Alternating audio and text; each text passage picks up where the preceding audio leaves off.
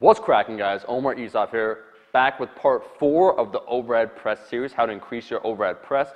This has been a really popular series. In the last video, I think we got in the first day like almost 70,000 views. Els told us we wanted to get to, I think it was 10,000 likes. We got like 7,500 once again the first 24 hours. If you want to see a part 5 after this, make sure to like the damn video. Els, how many should we go for? Once again, 10,000? 10,000 likes, just do it. This is full of a lot of information, things I learned along the way. I'm not a great overhead presser. As such, I had to study this movement a lot in order to become halfway decent.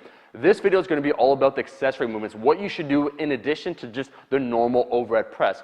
And really when it comes to these assistance movements, there's not going to be any fancy magical exercise, like one exercise that's going to blow up the overhead press. But once again, they're called assistance movements. When done in conjunction with the overhead press, they should definitely help you out. I have 6 movements. Essentially how it breaks down, we have 3 that are based around getting, speed, power from the bottom position, so they're bottom focused, getting from here kind of to like around above your head. And then we have 2 movements that focus on the lockout, which is more tricep dominant. And then finally we have one great catch-all movement, the face pull, that I think everyone should be doing once again for that external rotation of the shoulders. Keep your shoulders healthy to balance out all that overhead pressing stuff that you do. Okay, let's go into first the bottom position, because a lot of people kind of flake when it comes to the bottom movement. They'll find they can't even get past their chin. They try and explode. They have no power down here. I already spoke previously about that slight lean back that everybody uses that overhead presses a lot of weight, strongmen, weightlifters, and the importance of the upper pec. And so the first movement I'm actually going to recommend, there's no best of list, like this is my top movement. I'm just saying I'm starting with number 1, the incline bench press, because once again, you do want to increase your upper pec strength. When you're leaning slightly far back, EMG studies have shown that the upper pec is activated on the overhead press. So having a good incline press can also be correlated, therefore, to having a better overhead press. It has more carryover than a regular flat bench press. Okay, so on the incline bench press, you want to make sure that you actually set it up in the normal way. If you go to a commercial gym, just that 45-degree angle, so you're really targeting the deltoids and the upper pec. I would just do that in normal grip, and I'd focus on getting 6 to 8 repetitions. But the incline bench press, in order to work on that upper pec to get the pop off the bottom, will be the first movement when we talk about bottom position strength. The second one is going to sound fairly obvious, but if you're not strong off the bottom, I actually have the opposite problem. I have problems with the lockout, is what you want to do is work on pause overhead press. And this sounds intuitive. They would often say, if you do something like a pause bench, if you plan on competing in powerlifting, you should always pause all your bench press. Same idea with the overhead press, that pause overhead press, or just starting with a dead stop, so you do a rep, pause for a second, do another rep, is a very good idea. And I agree.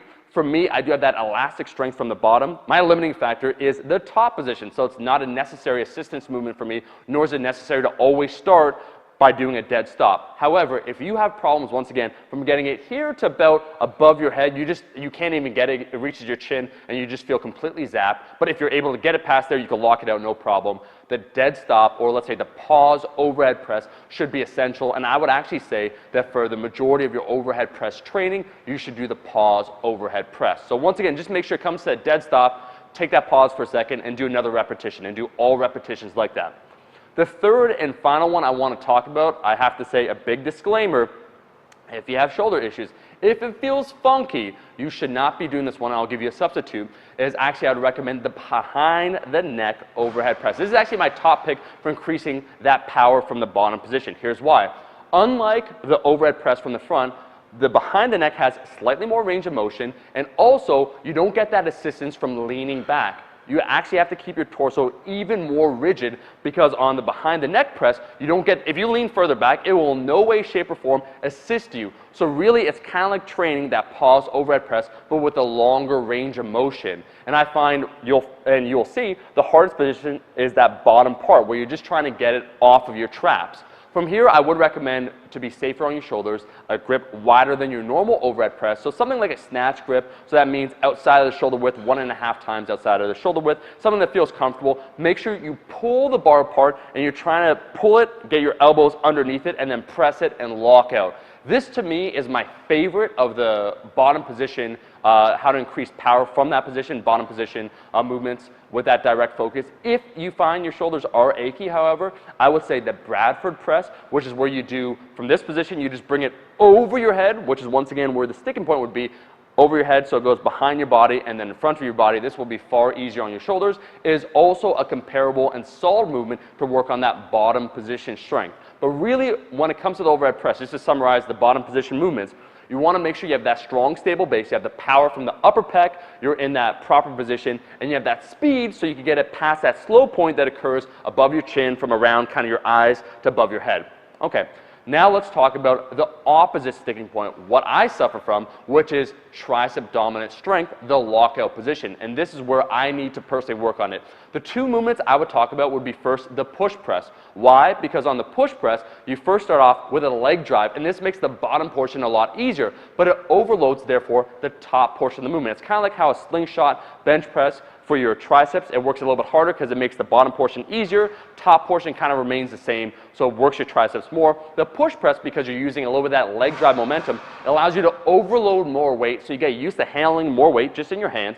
But the second major benefit is your triceps do more of the work because you really have to lock out. After about the above the head position, it becomes more pure muscle and less momentum. So you have to use your triceps to lock out that portion. I've been doing the push press. I really enjoy it. I think it is an excellent movement or companion movement for the overhead press. The second one then I want to talk about, a lot of people aren't going to have this device, so I'll give you a substitute for this, would be the close grip overhead press. So you need a football bar. You can use dumbbells to mimic this, so just doing it overhead with a neutral position, but you want to focus therefore on your triceps a little bit more, so you change it from having your hands or your palms away from you to your palms facing one another. So if you have a football bar, you go to a specialty gym or just an awesome gym, that fucking rocks. I recommend it. I love it. This is something that is a staple for me. If you don't, you can use dumbbells. If you find with dumbbells you just can't use enough weight in order to get that transference, then really you could select something more like a close grip bench press, where a close grip bench press everybody has access to. It's something easy. It's something that, once again, is more tricep dominant. It's going to help with that lockout position. So there's tons of substitutions that you can do, but for the top portion, which is more tricep dominant, you want to focus on the push press to get used to handling more weight and then using those triceps in the same kind of movement as the overhead press, and then also the football bar overhead press. If you can't do that, close grip bench press. Lastly, I want to talk once again about shoulder stability, shoulder health, external rotation. You're doing a lot of pressing. You're kind of going from this position here to a little bit of internal rotation at the top. You want to do face pulls to keep your shoulders healthy. You're doing a lot of pressing probably, bench press, even pull-ups. All those things kind of have a lot of internal rotation. You want to be doing that external rotation. You want to be doing face pulls. This should be a staple several times a week, doing high repetitions, 12 to 15 repetitions. This would be the sixth movement. It doesn't really help with kind of the bottom or the top, but it does help you when you're cranking, you're trying to create that tension, pulling the bar apart. So it's just an overall, I would say, crucial movement for helping with the overhead press. Well guys, that is the video. Thank you so much for watching the video. If you liked the video, like the damn video, let's get it 10,000 likes, make a part 5. I have some more tips that I want to talk about. Once again, in summary, I gave you 6 awesome assistance movements that help with the overhead press. The first 3 focus on the bottom position. So we talked about the incline bench press, why the upper pec is important for a strong overhead press. The pause overhead press, if once again you suffer from just getting that pop from the bottom, and then also the behind the neck press. Then we moved on to the top portions, so that's above the head. If you struggle, you just can't quite lock it out. That's more tricep dominant when it comes to the top portion. I suffer from that too. The push press I named, I think it's a phenomenal movement. And also the football bar overhead press, if you have access to that. If you don't, a close grip bench press can also totally work. And lastly, for overall shoulder health and stability, you want to be doing face pulls, which is just a fantastic overall exercise. Helps you work on external rotation, which is going to allow you to pull that bar apart, keep those elbows under, and just have a strong, consistent overhead press. Anyways, I got to now do some working out. I want to get to my 110 kilos, 242 pounds on the overhead press. I'll be seeing all you guys, my rascals, in that next video. Peace.